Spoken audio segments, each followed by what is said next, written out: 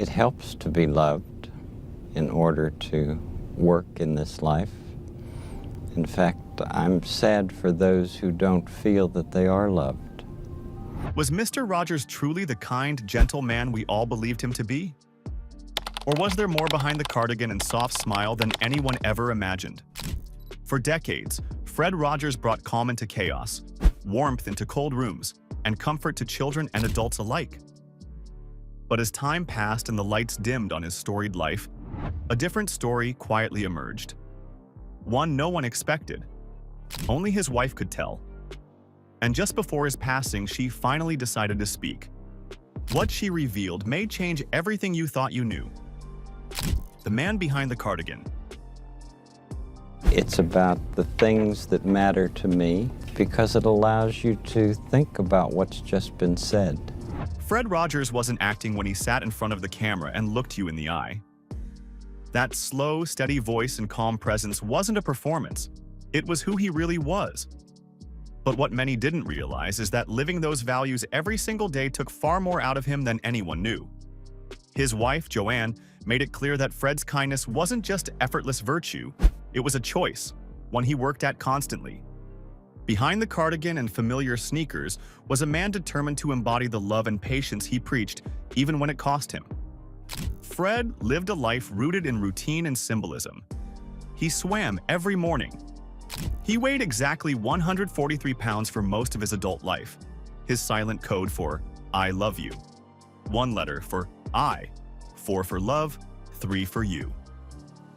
That consistency, while inspiring, was also quietly grueling. Joanne once said, "He was kind, yes, but he was no saint." It wasn't cynicism, it was truth. Fred had his struggles. He felt the weight of the world, especially because so many people depended on him to be the one constant in their chaotic lives. The pressure to be that unwavering presence took its toll. Joanne saw it when no one else did. The emotional exhaustion after filming. The self-doubt.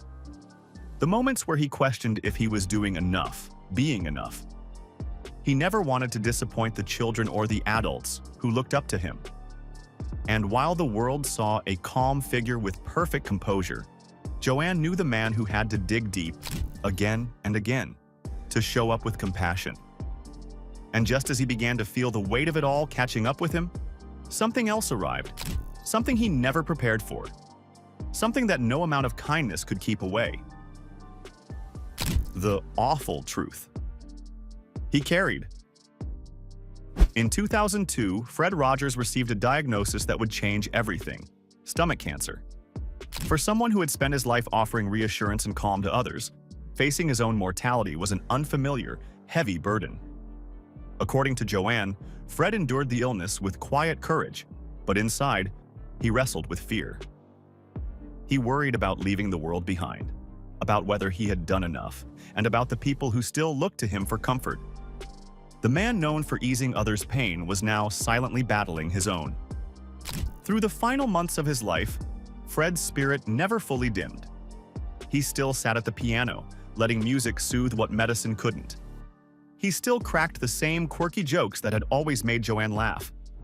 But the awful truth, as she later revealed, wasn't the cancer itself, it was the emotional toll of constantly being the symbol of strength. Even in his final days, he didn't want to be a burden. He didn't want to let anyone down. Millions saw him as the embodiment of peace, and he felt the need to hold that image until the end, even as his body failed him. In one of their final conversations, Joanne told Fred that it was okay to let go. She assured him the boys would be fine, that she would be fine. And with those quiet words, Fred passed peacefully, just a day after his grandson's birthday.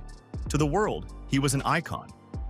But to Joanne, he was a husband, a father, a deeply feeling man who gave every part of himself to others.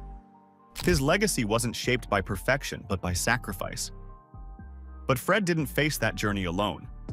There was one person who carried his weight when he couldn't anymore, the woman who knew him better than anyone. Joanne Rogers, keeper of his soul.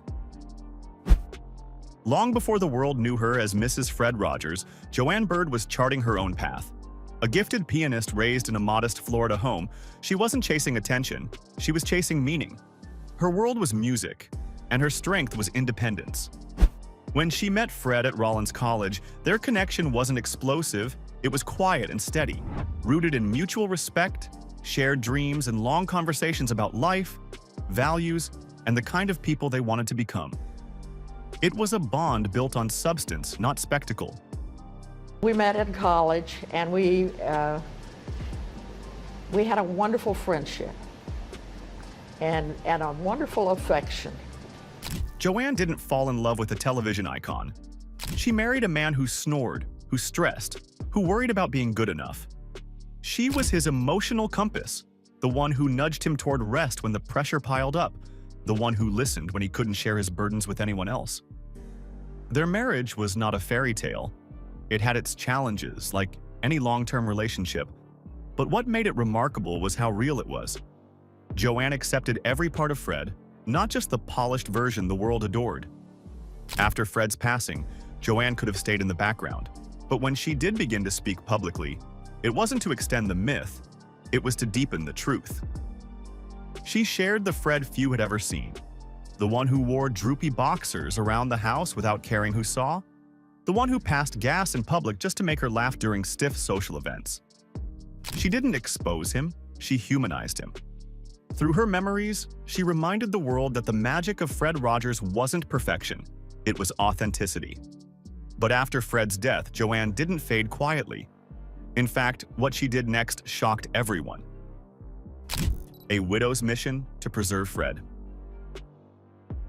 After Fred's death in 2003, many expected Joanne Rogers to quietly grieve and retreat from public life. But instead of stepping back, she stepped forward, gracefully, purposefully, and with a fierce sense of responsibility. As Chair Emerita of Fred Rogers Productions, she didn't just protect his legacy, she helped it evolve. Under her guidance, Daniel Tiger's Neighborhood was born, a modern extension of Fred's original vision, filled with new characters but grounded in the same emotional wisdom that made his work timeless.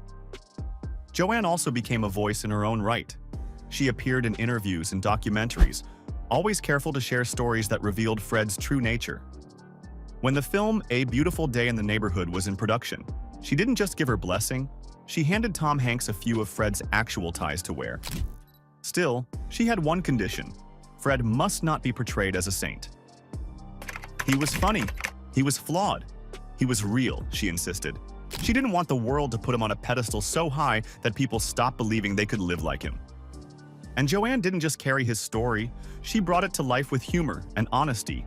She laughed about Fred's terrible taste in underpants, made fun of bad movie wigs, and cracked jokes no one expected from a soft-spoken widow.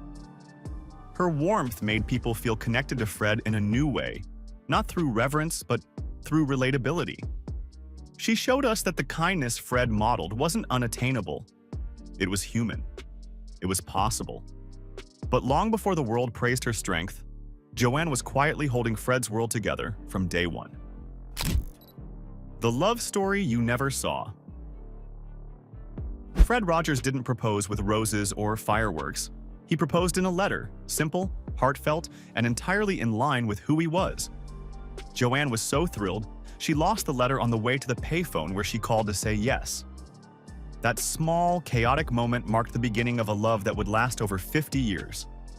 Their relationship grew through handwritten notes and long-distance phone calls, through quiet understanding and mutual respect.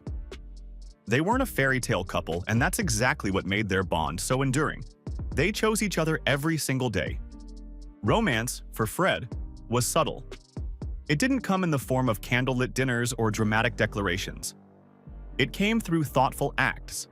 A second wedding ring because the first one felt too dressy. A puppet named Queen Sarah, after the woman he adored.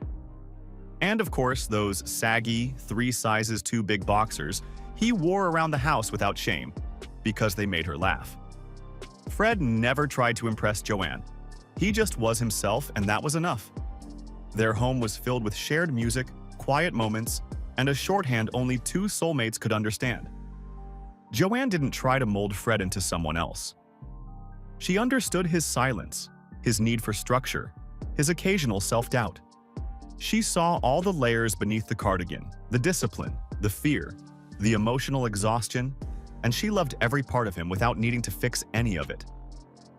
That's why Fred trusted her completely. When she spoke about him after his passing, she didn't protect a myth, she honored a man. Her stories weren't meant to elevate him to sainthood, but to show how beautiful it is when someone chooses to live gently, even when it's hard. What Joanne Rogers revealed wasn't a scandal or a secret, it was something deeper, something more human. The awful truth was simply that Fred Rogers gave everything of himself, even when no one asked him to. And behind him stood a woman who understood, supported, and loved him for it. If this story touched you, don't forget to like this video, share it with someone who needs it, and subscribe for more stories that go beyond the headlines. And be sure to watch the next video on your screen, it just might change how you see another beloved icon forever.